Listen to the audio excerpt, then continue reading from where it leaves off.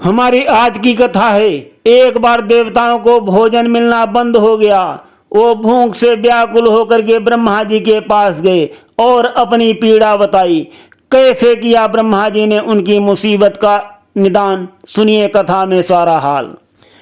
कथा में आगे बढ़ने से पहले प्रस्तुत करते हैं एक छोटी सी ईश्वर की प्रार्थना।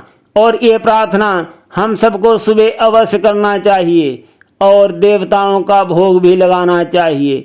भोग लगाते समय स्वाहा को कभी नहीं भूलना चाहिए। और जो हम भोग लगाते हैं वही है देवताओं का भोजन, वही उनको भोजन प्राप्त होता है साथियों। तो हमें ये ध्यान रखना चाहिए। प्रस्तुत है ईश्वर प्रार्थना। सुबह सवेरे ध्यान लगा कर लेकर तेरा नाम प्रभु, करते हैं हम शुरू आज की दिनचर्या का काम प्रभु। सुबह सवेरे ध्यान लगा कर लेकर तेरा नाम प्रभु, करते हैं हम शुरू आज की दिनचर्या का काम प्रभु। शुद्ध भाव से कदम बढ़े, मार्ग कभी ना भूले हम। शुद्ध भाव से कदम बढ़े, मार्ग कभी ना भूले हम। इतना बने महान धरा से, इतना बने महान धरा से, आसमान को छू ले हम, आसमान को छू ले हम। अच्छे कर्मों का होता है अच्छा ही परिणाम प्रभु, सुबह सवेरे ध्यान लगा कर लेकर तेरा नाम प्रभु।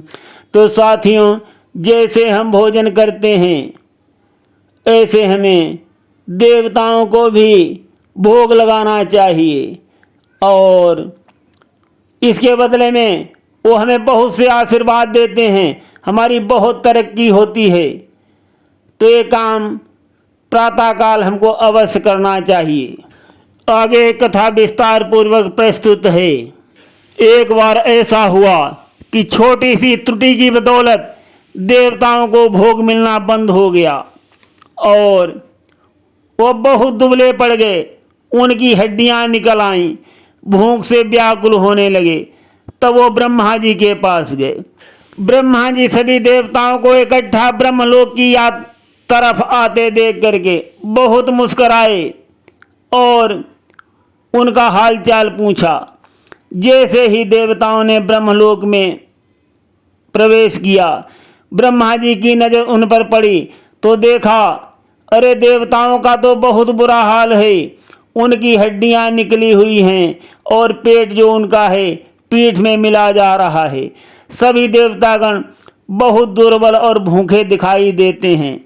ये देख करके ब्रह्मा जी तनाव में आ गए और उन्होंने देवगणों से पूछा, अरे तुम्हारा ऐसा हाल कैसे हुआ?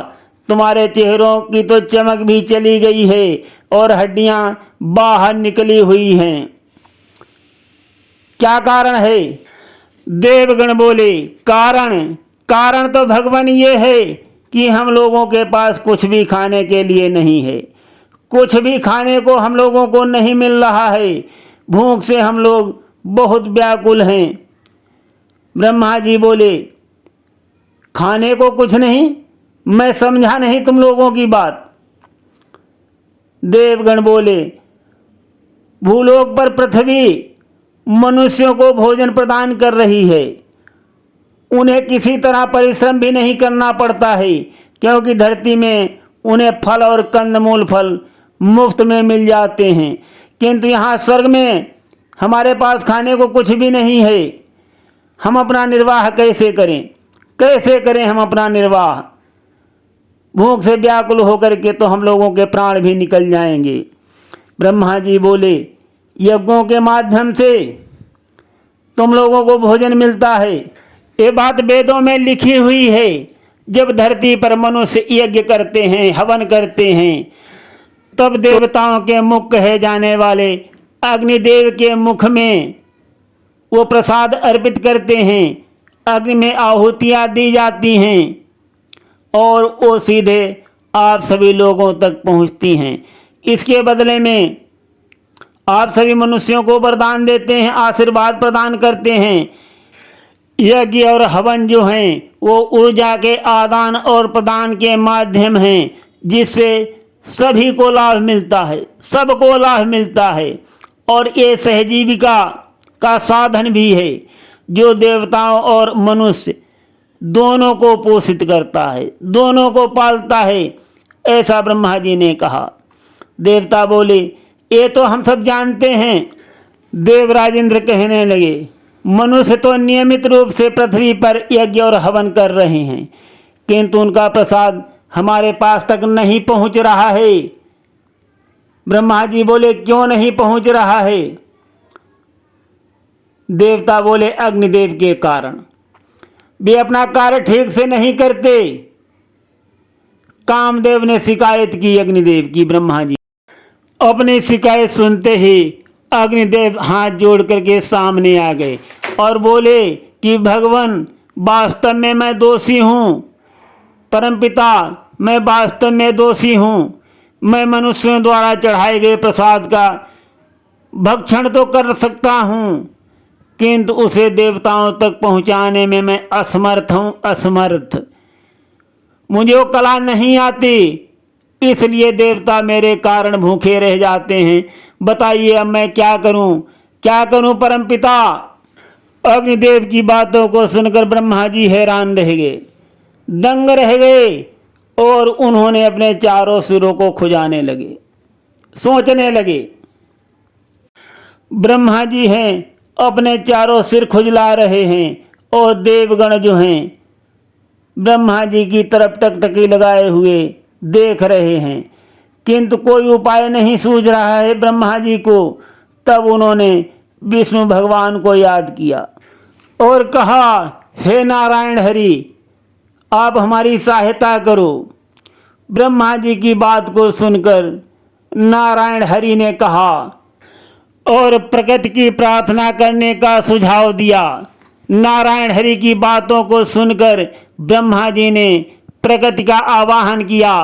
प्रकृति ने अनुष्ठान संबंधी प्रसाद की अधिष्ठात्री के रूप में तुरंत एक देवी को उत्पन्न कर दिया। वो यज्ञ की आहुति को रूपांतरित करने के लिए स्वर्ग और पृथ्वी के बीच आदान प्रदान करने की माध्यम बनी। जब वो देवी ब्रह्मा जी के सामने प्रकट हुई तब ब्रह्मा जी ने आशीर्वाद दिया और पूछा कि प्रकृति ने तुमको क्या नाम दिया है? तब वो बोली, स्वाहा। उस देवी की बात को सुनकर ब्रह्मा जी ने ऐलान कर दिया, अब से जो भी यज्ञ में आहुति दी जाएगी अंतिम में स्वाहा बोला जाएगा, और जब अमुक वस्तु स्वाहा तभी जो है वो यज्ञ जो है संपूर्ण माना जाएगा और देवताओं को भी भोजन मिल जाएगा। ये अच्छी तरह ध्यान रखना, अग्नि में कोई भी दी जाने वाली आहुति में अगर स्वाहा नहीं बोला गया तो देवताओं तक नहीं पहुंचेगी, और स्वाहा के बिना उच्चारित किया गया कोई भी मंत्र फलहीन वृक्ष के समान है और अज्ञानी मनुष्यों के समान होगा। ये यज्ञ अपूर्ण और अशुभ माना जाएगा, शुभ भी नहीं होगा। इस प्रकार से देवताओं की रक्षा के लिए स्वाहा देवी प्रकट हुई और ब्रह्मा जी ने स्वाहा देवी का विवाह जो है अग्निदेव के साथ कर दिया और सदा सदा के लिए वो लोग एक हो गए। और वो स्वाहा देवी ने इस प्रकार से देवताओं की भूख मिटाई और उनकी रक्षा की। सुनते रहिए गिरीश अध्यात्म ड्रीम में अत्यंत कल्याणकारी और रोचक कथाएं। धन्यवाद।